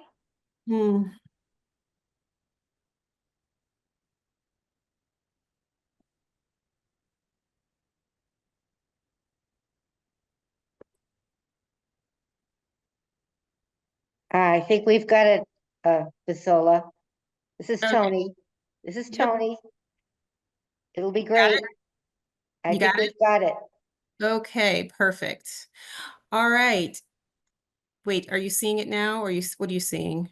Yes, we're seeing public health threats and opportunities at the local level. Okay, great. Oops, what happened?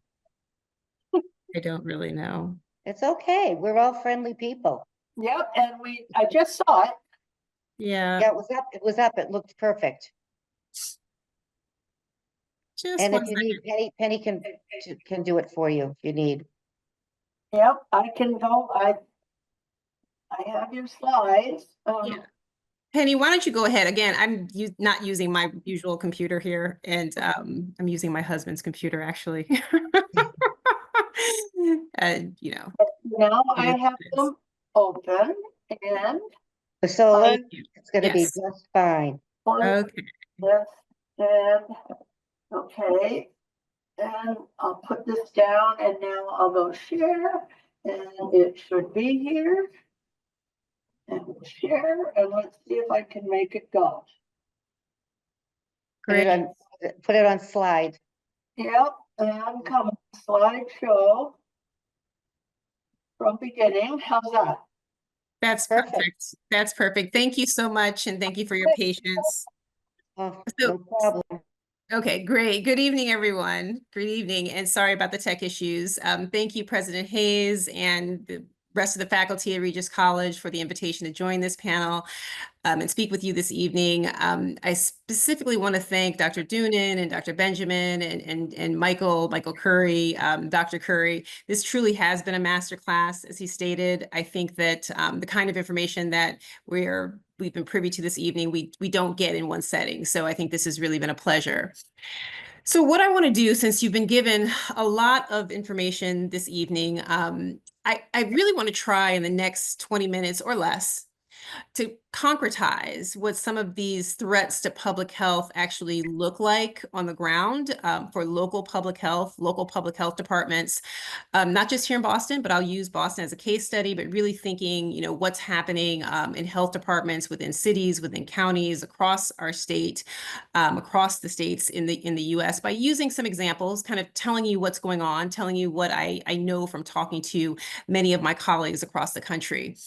The overarching threat, as you've understood, but I just want to boil it down just so you really truly understand it, is that based on what's happening at the CDC, based on what we're seeing federally, is that we're going to lose our funding. We're going to lose funding for critical programming, particularly programming related to DEI, programming that's related to health equity, programming that's actually essential for all people, millions of people, all people really. And I want to start by sharing that all last week I was in DC with my colleagues, and we were together in one place, and we were talking both the big cities, New York City, DC, Chicago, places like Boston, to smaller cities like Lubbock, Texas, where there's a raging measles epidemic, which I'm going to talk about a little bit. And thank you, Dr. Benjamin, for teeing that up a bit. And then, the tribal nations and other places that we don't hear as much about. So what is it that they're feeling right now? So to be quite clear, they're feeling a sense of fear of the unknown and a lot of anxiety. That's what's happening across our country. Public health itself, as we knew during COVID, has been and continues to be fragile. And when we get to the point where we're thinking about losing any level of funding, and just to be clear, I'm going to show you what we may lose here in Boston, but there are literally some of our larger cities that depend on upwards of 70% of their budget. It's coming from the federal government. So, and a lot of that budget is related to health equity. So if they were to lose that, think about the services, and we'll talk about some of the services that would be lost within communities and what that might mean for you, what that might mean for your families, for your communities, and for your patients, for those of you who are practicing. What I would also say is that when we've talked about this issue of anticipated fear and anticipated obedience, which I think that Dr. Benjamin already mentioned, I think that's important, and I'm going to say a few words about that. But I also think it's important to realize that things are already happening, and it's not being talked about widely. Some cities, some counties, some states, they're already facing cuts. They've already received phone calls saying that they're not getting money in X category anymore. Some of our cities, some of our counties are obviously, either they're blue cities, blue counties, and red states, and therefore the state government has basically said, look, we're just cutting this, and we're doing it. You got to just go along with it. That's it. So they've lost large amounts of funding, and this means that the people have lost their jobs. And I think that that's the point of all this, is that people lose jobs. We streamline what's happening at the local health department level. We streamline what's happening at the federal level, and that's very problematic. So here in Boston, what I would say is that we are preparing for losing funding. And certainly I know in talking to my state colleagues, there are preparations that are being made. We are prepared. I think that one of the things that we've done, which I think is incredibly important, and we need to think about moving forward in the future, is thinking about preparedness, not just being about preparing for infectious disease threats, preparedness not just being about weather threats, but preparedness around political threats too. That needs to be worked into how we plan for our public health essential needs, because they are essential to the way that we operate, and they're essential to health and wellness across our country. And I'll just say, before going on to the specifics, that though there was definitely worry and fear, fear of the unknown, as I mentioned, by the end of the week, by Friday, by the time that the meetings were closed, what I detected, and what I would like you to walk away with, at least as it relates to local public health, is that our leaders are ready to mobilize. They want to collaborate more, and we're looking for opportunities within this new administration to move things forward. We're not giving in, and we're not giving up. So it was a positive message in leaving the meeting that I think is important for you all to understand. So next slide. Okay, so let's talk a little bit about what public health even looks like at the local level, because I have to say that as a healthcare provider for most of my career, I'm an infectious disease specialist. I've still practiced at Mass General Hospital. I've done a lot of work outside of academia and outside of practice, but I can't say that I knew exactly what our local health department did.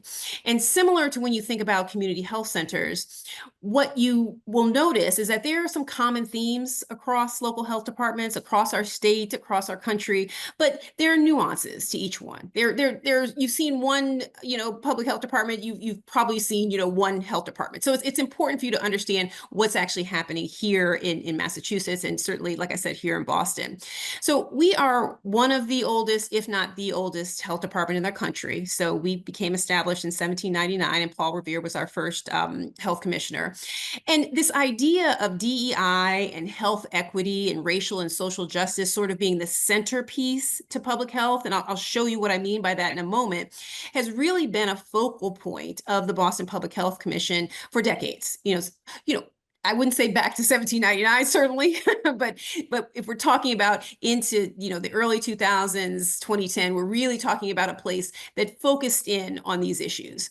Over the years, the commission has led the nation in tackling big issues like providing timely emergency services, and we still have EMS within the Boston Public Health Commission, chronic disease prevention, banning blunt wraps and menthol cigarettes even before the state did, knowing that these things are problems that disproportionately impact Black and brown neighborhoods. This is about racial justice. This is about health equity. And we adopted our first racial justice health equity initiative back in 2010. And then we were very instrumental in Mayor Marty Walsh declaring racism a public health crisis, and that happened in 2020.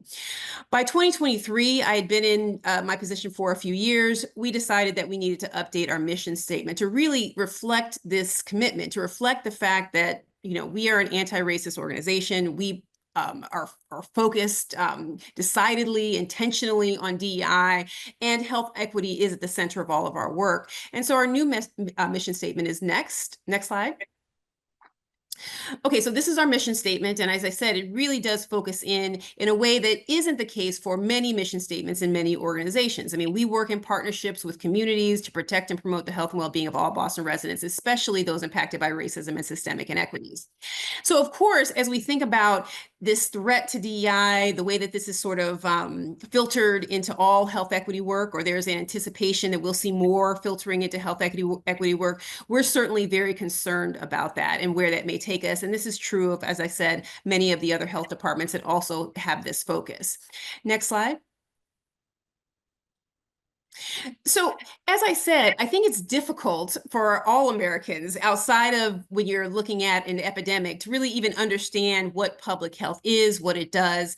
And I think it was wonderful how Dr. Benjamin sort of went through, the US health agenda. When you specifically look at what it is that public health does, we have these 10 essential public health services. And I think this is a nice way to look at it. It's a little busy, but it's a nice way to look at what it is that we're supposed to be doing. Now, it's not just about what happens at the public health department level. It's certainly all entities that engage in public health. And there are many entities, including our community health centers that Michael spoke about. So there are 10 of these activities. I'm not going to go through all 10, but when you think about the ones that should come to mind, especially given our experience with COVID-19, communicating to the public about health threats, mobilizing communities, surveillance, monitoring, really thinking about how to build a strong workforce. That is key to what we do in public health, or what we should be doing in public health. And notice this is the most updated version of this graphic, which is showing you the essential public health services, that equity is at the center of that. Equity, health equity is really the fulcrum. That is what is driving public health in this country. And I think it's become a dirty word. Nobody wants to say equity.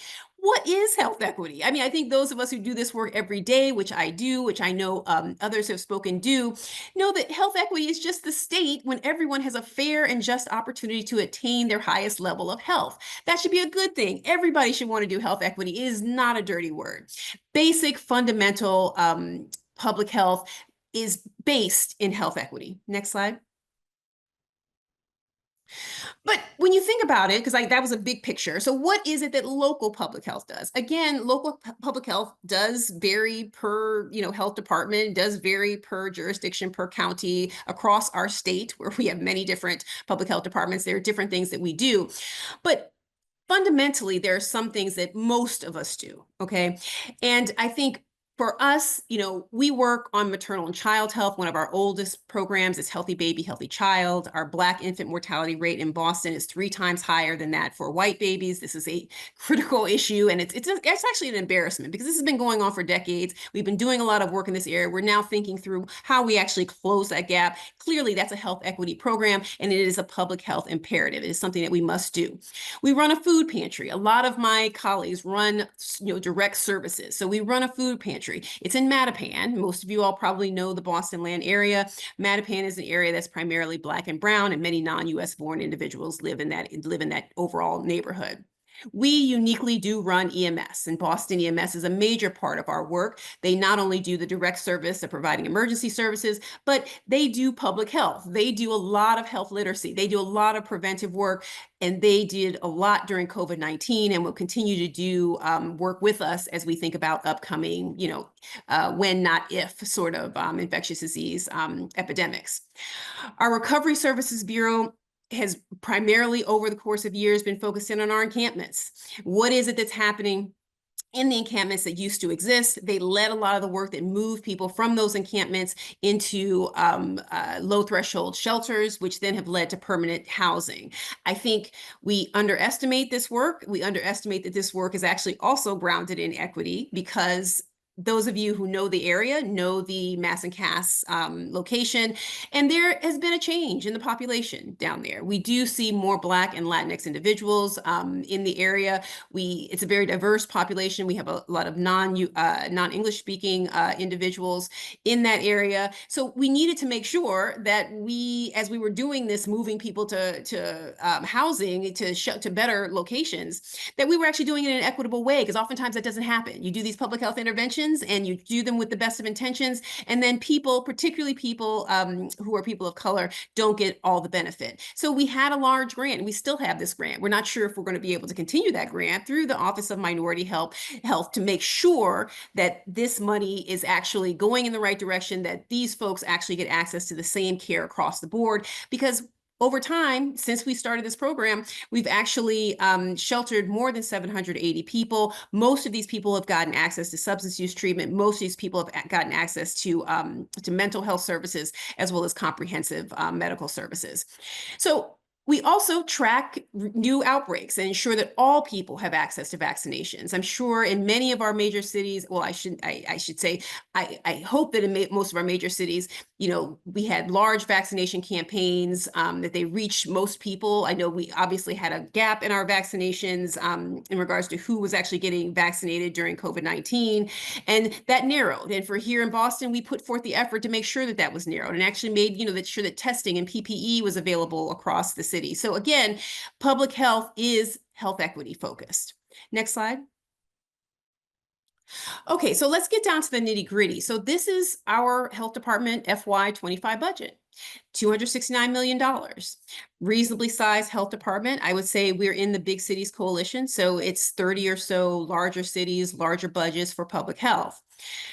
Luckily, if we think about where our money actually comes from, only about 20% of it comes from federal sources. Now, I say only, but I'm trying to put that in perspective for you, because again, some of our other large cities do rely more heavily on federal sources.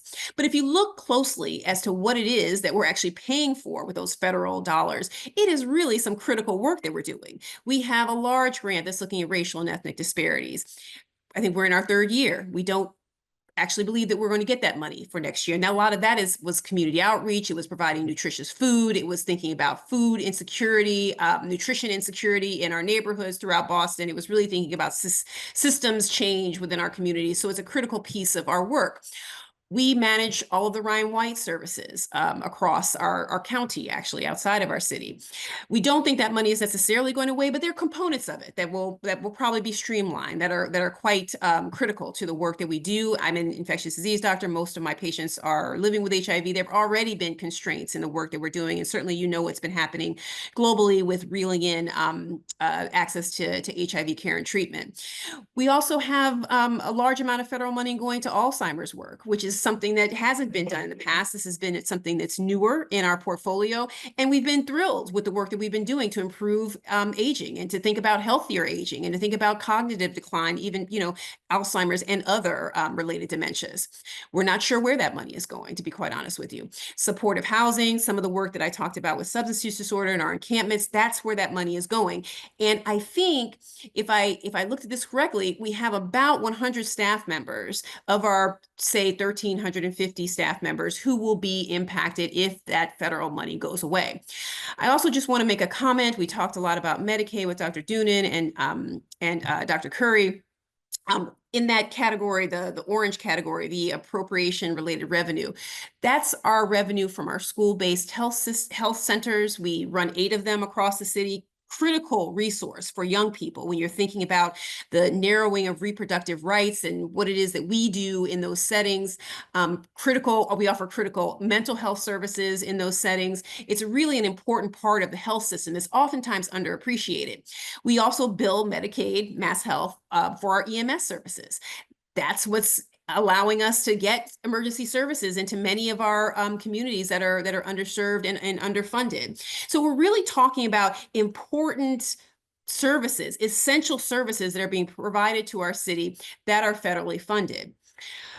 So what I would say to wrap this up and to make you feel maybe more confident here is that we have been preparing, and a number of the cities have been over time been thinking about this, probably for the last 6 months to a year, just in preparation. We have been thinking about our work, our federal funding, and what it is that we can do to shore up this work so that it doesn't just go away and that we have to solely depend on city appropriation or direct state funding. If we are to lose this money, if this money goes away, we at the Boston Public Health Commission will be able to fill these gaps. But we are a rarity in that respect. And I think we're very lucky in that respect because we have been preparing and have been thinking about how to make our infrastructure stronger over time. We have been looking for private funding sources. That is not the case, quite honestly, across other cities. And we are thinking about that collectively, about how we can help each other. Next slide. So turning to DEI very briefly, I know that Michael mentioned, how important DEI is. I just want to emphasize here that there's been a blurring of the lines between DEI and what it means for workforce and what it means, beyond race and ethnicity, and health equity work and what that means for closing disparities and closing gaps. Across our city, DEI has been amplified, I think, during this particular administration. Mayor Wu has stated that our cabinet, of which I am a part, will reflect the city's diversity, and we have a very diverse city, and it has reflected it. The members of the cabinet are coming from all across the city and are of a variety of races and ethnicities, and I've been very proud to be a part of that goal, to actually reach that. I don't think any of that will necessarily change, but I think the spirit, if the federal government is anti-DEI, which they are, obviously, that trickles down into how we engage, how we think about inclusivity, how we prioritize DEI within our work, even if we don't intentionally want it to. Next slide. So at the Boston Public Health Commission, we are an organization that does spend a lot of time focusing in on diversity, equity, inclusion. We've done needs assessments, particularly around the LGBTQ population. We are supportive of gender affirming care. We do a lot of work promoting issues related to sexual orientation and gender identity. And we work very closely with Fenway. And I'm an adjunct faculty member at Fenway and a member of the National LGBTQ education group, which is all very important. As I said, am extremely worried that any work that we're doing in these areas will, be questioned, but it's going to continue. As long as I'm in my position, it's going to continue. We talked about this issue of anticipatory obedience and people scrubbing websites. And I think a number of my colleagues, as I talk about just other places and what's happening, they are doing this because they are trying to protect their organization, trying to protect their funding. And as Michael stated, that's understandable. That's reasonable. You have to do what's best in your context. I myself am not moving forward with any of that. Our organization is moving forward as it has been. And even if we were asked to, this is going to be an issue that I, would not allow to happen because it is so fundamental to what we're doing in local public health. Next slide. Okay, so I want to turn to vaccination because I did want to hit some high points with some of these areas that we are very concerned about and feel a sense of threat. And Dr. Benjamin, mentioned this issue. I think vaccination is, particularly measles vaccine, it's an issue on many levels. And when you think about what it is that's causing a threat and what it is that may challenge our work at the local public level. I think one piece of it is obviously thinking about the fact that we have leadership that has espoused, anti-vax beliefs and who continues to talk about alternative therapies, which I'll talk about in a moment. I think the other part of this is just this idea of, disinformation and misinformation. Again, that's sort of espousing, beliefs that are anti or that make people question the role of vaccines. But it's also thinking about emergency preparedness dollars and how is it that leaders can downplay situations and downplay the importance of our role as a local public health department. And there were things that were said most recently that we have a measles outbreak every now and then, so be it. That's not the type of response that we need in order to amplify the importance of vaccination and the importance to be proactive and the importance to be prepared in the setting of emergencies. So we know how important the measles vaccine is. I mean, you see here, I think it's pretty clear, 50s, 60s, you see thousands, hundreds of thousands of cases of measles per year in the US. Vaccine licensed in 1963, you see a considerable drop-off of measles cases. Then they recommended the second dose. MMR is a 2-dose series vaccine, and that was in 1989. And then elimination was declared in 2000. So let's go to the next slide. So we do have, sporadic outbreaks, and we do have cases around the country outside of even our larger outbreaks. So in 2019, there was an outbreak of 71 cases in Washington State. That's Clark County. I was with the health commissioner from Clark County this past week. We talked through, how do you prepare? How do we think about this? What is it we need to do now to make sure that the messaging gets out there, that we're in our schools, and that we're doing the right things for those folks who are vaccine hesitant. Here in Boston, so in general, in order to reach herd immunity, you want to get folks to be 95% vaccinated. We're about 93%. We do have schools, we do have places around Boston that have a lower vaccination rate, and we are working proactively to make sure that we don't have the same situation that you're seeing on this slide. In 2022, there were 85 cases. Most of these folks were unvaccinated. That was in Central Ohio. They were able to bring that under control in both of those cases in 2019 and 2022. Not just with vaccination, but with clear, structured strategies to quarantine people, to prevent people from going to school, from thinking through what contact tracing actually looks like. All of those things are under threat if you're not taking this seriously. If you think that, okay, give some vitamins, okay, improve your nutrition, and everything will be fine. That's all under threat. And then, of course, Dr. Benjamin already mentioned the outbreak in Texas, 159 cases as of March 4th. We were with the health commissioners, several health commissioners who were involved in this outbreak this past week. They actually met with folks from HHS, folks from CDC actually came to the meeting and talked about this. But again, it's this idea of how serious are we going to articulate that this problem is. It's very serious. So a 6-year-old died. There was a baby in the NICU. 20 some odd people are in the hospital. Most of these folks are unvaccinated or under-vaccinated. So they've either gotten, no doses of MMR or just one dose. And a large part of what's happening is that there's a Mennonite community where vaccination has been thought of as optional. I'm not going to characterize exactly what they're saying in totality, but that is where the beginning of that this outbreak has occurred, and really understanding how important public health is to be invested in communities that are on the fringe, because they're not engaging in the formal means at which we communicate with people. So that's what is at risk here. If we don't take this seriously, we can't do the work that we need to actually address these kinds of outbreaks. And we don't know how many more cases that we're going to have. And you see 159 obviously is very disturbing, even when you compare it to the numbers in the other cases, the other outbreak cases that I mentioned. Next slide. Okay, so here's, something that I really think is important, and I mentioned this, but I have to say that even in these few days, these few weeks that we've had this outbreak in Texas, I've heard on more media outlets misinformation or partial truths about the use of vitamins, particularly vitamin A, in regards to prevention and treatment of measles. Vitamin A is not a strategy to prevent measles. We do use vitamin A as an adjunct when people are presenting with very Josh.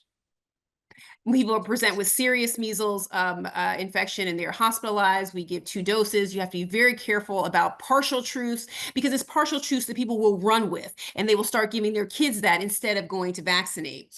I've also heard from a number of sources that people just feel like, well, measles is not that serious. Maybe one person will die and there's only 1 death thus far. So therefore, let's just let us all get measles. Measles is serious. Measles is one of our most infectious diseases, and it can cause very serious pneumonia, as well as encephalitis, as well as long-term complications. You do not want to go out looking for measles in order to get, to try to reach herd immunity, if that's what people are thinking.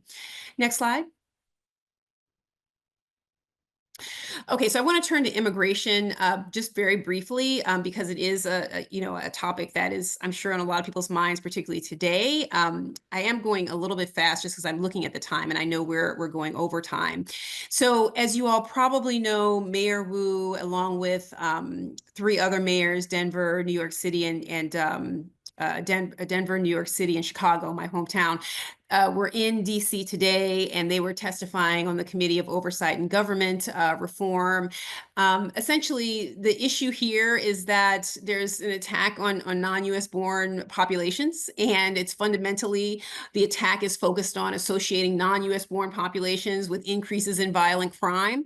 And I think Mayor Wu was spot on in her comments, talking about Boston being the safest major city in the US. We are one of the most diverse cities across the US. 30% of Boston's population is non-US born. Non-US born individuals contribute to every aspect of our city. I have to say, probably most of my patient population is non-US born. This idea that we need to be a welcoming home for everybody, we need to be thinking about how we provide services to everybody. It's not just it's not just about threats. It's not about, isolating people. It really, truly is about engaging, welcoming people into our city. And I think that, who knows where exactly this will go, to be quite honest with you, but these issues are also public health issues. It's not just about public safety. It really is about public health. We have a large anti-violence portfolio, violence prevention portfolio, a trauma portfolio that I think most cities are trying to work on. And we've been meeting with Chicago as well as New York City to talk about how to build, a violence portfolio. And I think that, again, this is one of those areas that does become a source of like, well, wait a second, should we be taking federal funding for this? Is this something that's going to be cut? I don't think so, but you really never know. And I think that anticipating that is really important, which is what we tried to do. Next slide. Okay, so I'd like to turn to opportunities, and I really do appreciate the fact that Dr. Benjamin did talk about opportunities, and I think he presented what I thought was an expanded view of opportunities in regards to working with the administration, and I look forward to seeing if some of that comes to fruition. For us, I think the primary opportunity that we are focused in on is really thinking about chronic diseases and what is it that we can potentially do in light of some of these changes, in light of the need to, potentially reorient, maybe reconfigure, not rename. I just told you I'm not interested in renaming anything. Health equity is a basic fundamental fact of public health, but how do we fit it into this agenda in some way? Secretary Kennedy has, made some statements that I wouldn't necessarily agree with, but certainly are pro our work to address chronic disease. And we do know that over the course of the last 5 years, though I believe the government has put a substantial amount of money into chronic disease, cardiometabolic disease, cancer prevention and treatment through healthcare, we at the local level just have not seen that money. Our Community Initiatives Bureau, the portion of it that works on chronic diseases, has been rather dormant, to be quite honest with you. And when I started, was kind of at the height of COVID, they met with me and they said, well, what can you do to revitalize our work? We're just not getting the money. We can't do this work, and yet we know that it is so important. So even though a lot of what's being stated here may be offensive and it may not be how I think about chronic diseases or how I would develop, public health planning, I still believe that there may be an opportunity here. So let me show you what's happening in Boston in terms of chronic diseases. And I'm going to go through this very fast again, because I see the time is going past and I know people have questions. So next slide. Okay, so many of you all have seen this data, or you should have seen this data because it's been in the media. You know that we have a life expectancy gap in Boston. It used to be 33 years between Roxbury, a small portion of Roxbury, and an area in Back Bay. It is now 23 years, which is just as egregious, just as gross, just as concerning and stark. You see the demographic data beneath, so 92 years versus 69 years, different median incomes, obviously different race and ethnicity of the people who are living in these two areas. This is typical, very typical of the life expectancy gap found in major cities across the country. And one of the things that we talked about last week in DC is how do we work together to make this the charge? How do we make closing this gap, eliminating this gap, the charge that we can move forward with in light of how the federal government is looking at health and well-being? Can we use this as sort of a North Star, that elimination of the life expectancy gap across our major cities? Next slide. Now, when you look at this, it is about race and it is about ethnicity. Okay, so if you look at the the life expectancy gap across our cities, what you're seeing is that most individuals, or the trend in average life expectancy is lowest for Black individuals, and that is obviously of significant concern. And I think that as we look at this, we keep in mind that this is the case, that Black individuals do have the lowest life expectancy. And I think the first question that one asks is, how long has this been going on? Obviously, this has been going on for decades. This is a persistent, pervasive issue. But then what do we do about it? So if across these cities we're all noticing the same thing, which we are, then what can we say that we're doing about it going forward? Next slide. So let's look at what is it that's actually causing premature mortality amongst Black individuals in Boston. And the three top causes: drug overdose, cancer, and heart disease, primarily cardiometabolic disease. Now, what we've seen in terms of drug overdose, particularly amongst Black and Latinx individuals, we've seen a decline over the course of the last year. Now, whether that decline is because of a lot of the work that we're doing in terms of getting the word out there about reversing overdoses, or if that decline is related to the drug supply, it's probably a mix of those two. It's a cause, and I suspect that when we reevaluate these data in a couple of years, we are going to see a switch in the number 1, number 2, and number 3. I think these chronic diseases are going to go back, which they have been in the past, to number 1 and number 2. So that's where we need to focus a lot of our attention as we move forward, trying to eliminate this gap. Next slide. And so here in Boston, again, I want to emphasize that we've tried to be preemptive. We tried to prepare. So what we've done here is, instead of looking for federal funding, instead of thinking about what we can do with any sort of government funding, is that we've reached out and reached into private foundations, and we've found ways to move agendas forward. Because even if we are able to fit into this agenda, this federal agenda that may be focused on chronic disease, we want to make sure that our work is shored up, that we have ways to move forward without being dependent on federal dollars. So we have our Live Long and Well agenda, which is Boston's first health equity agenda that's been published in such a way. And our long-term goal is to close this life expectancy gap by 2035. So give us 10 years, we think that we can close this gap. Obviously, we're not just talking about cardiometabolic diseases and preventable cancers. There are also a wealth of other issues, including mental health, including older adult health, which I've sort of talked about a bit, and then these issues with infant mortality and certainly severe morbidity and mortality in regards to maternal health. Next slide. So I think one of the issues that I would like us to continue to be clear about, though, because what you're going to hear in the media, what we've heard a lot of from the federal government as it relates to chronic disease, particularly around issues of obesity, particularly as it relates to nutrition and food security, is that these are really issues that are individually focused. This is the individual's challenge. The individual needs to go and run a marathon. The individual needs to go and figure out how to cook better foods. Not really thinking about societal factors, bigger picture issues, what's happening in our communities. And I think we've come so far in this understanding. I would bet that everybody on this call can define social determinants of health, and I wouldn't need to put this slide up, but we don't want to take a step backwards, okay? We don't want to make it seem as though behavior is the only driver of lower life expectancy. Behavior is what is causing this gap. What is truly causing this gap is a mix of things, but it is largely outcomes like life expectancy and premature mortality. They're primarily determined by social factors and community and conditions within our community. So let's keep that in mind, and keep in mind that in major cities, it really is history of structural racism leading to residential segregation that has led to the challenges that we're facing in terms of the quality and quantity of social determinants of health that people have access to. Next slide. And so for our work, we are working and collaborating directly with a foundation called Atrius Health Equity Foundation. We are focused in on the upstream drivers of premature mortality. By upstream, I really think about community level determinants of health. We have a $10 million investment that we will be driving forward, that we will be allocating over the course of the next 6 months to folks who are really thinking about how to change communities, irrespective of what happens federally. We are going to continue our work to truly change the dynamics, to invest in our communities, and at the end of the day, we know that we are going to see a change in life expectancy. We're going to see a change in quality of life if we are able to use these funds as well as others, because we think that this is catalytic to make these changes. Next slide. Okay, so that's the opportunity. And I think that piece of it around chronic disease, that's where we need to be thinking, at least from the local health department level. There are other ways. And again, I appreciate Dr. Benjamin's outline of different ways that we can think about moving forward with this administration, but that was a piece of it. That was a piece of it.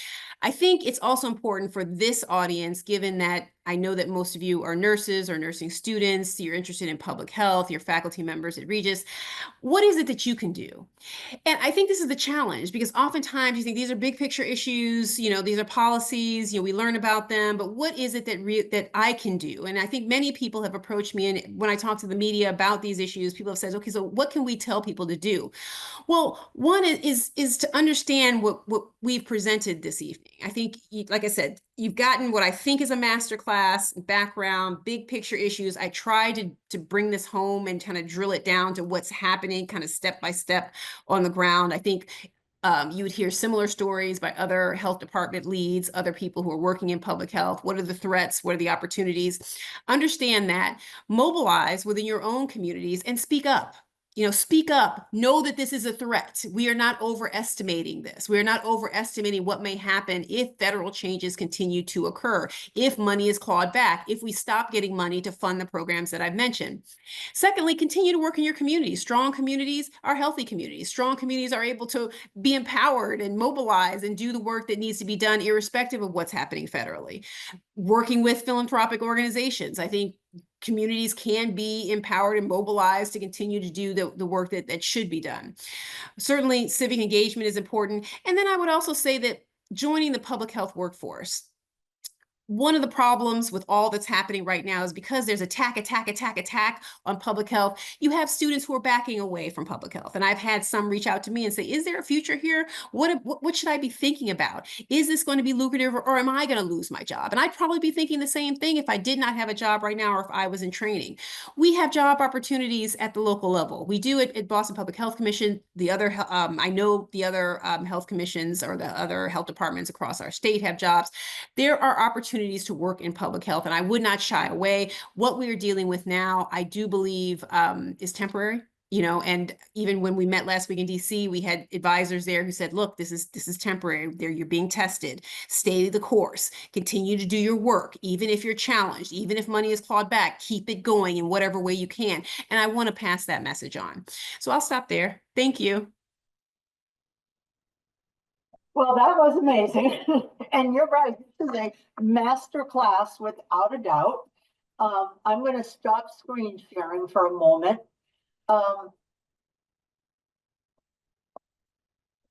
And I'll just go to the regular view here, the gallery, and I'll put me on my video.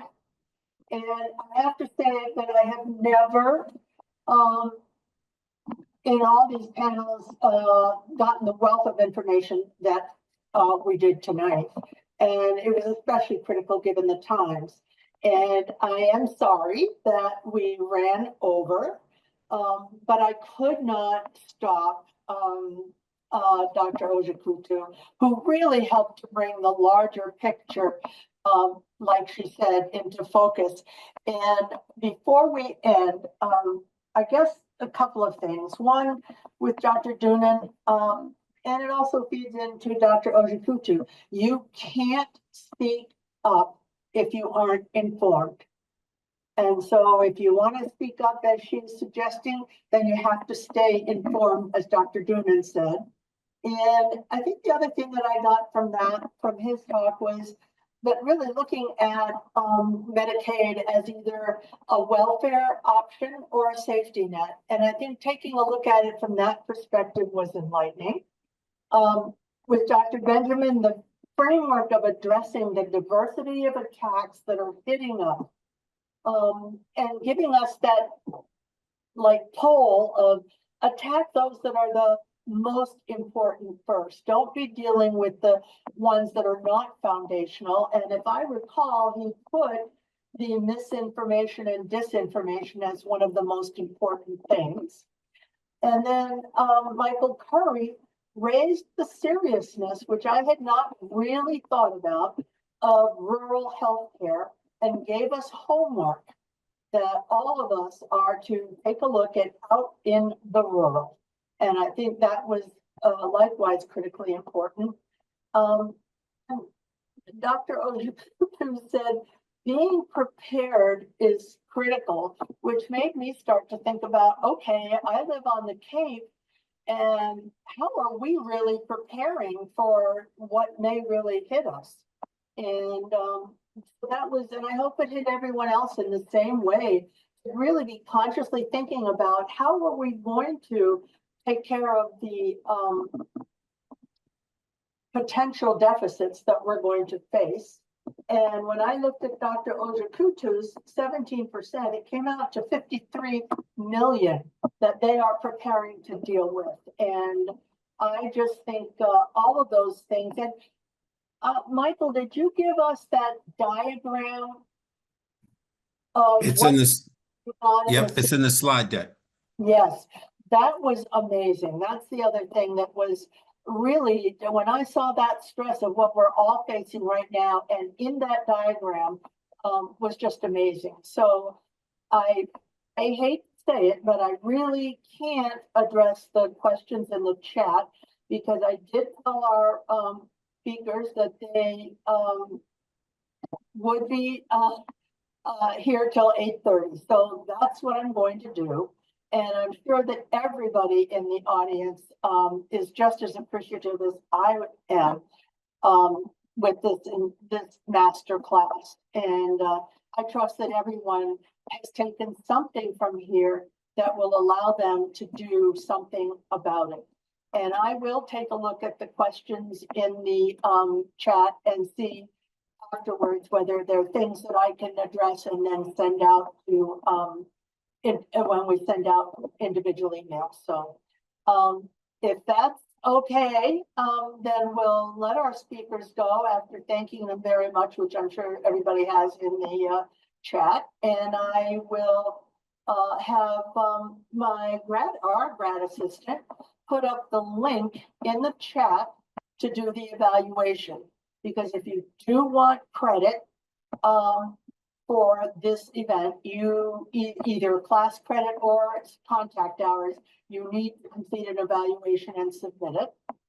And last but not least, I don't want to forget to thank Harvard Pilgrim Healthcare, because they and their foundation, I'm sure, is what helps to keep these panels sustainable. And I really appreciate the speakers so much. And I know the time and effort that went into those slides.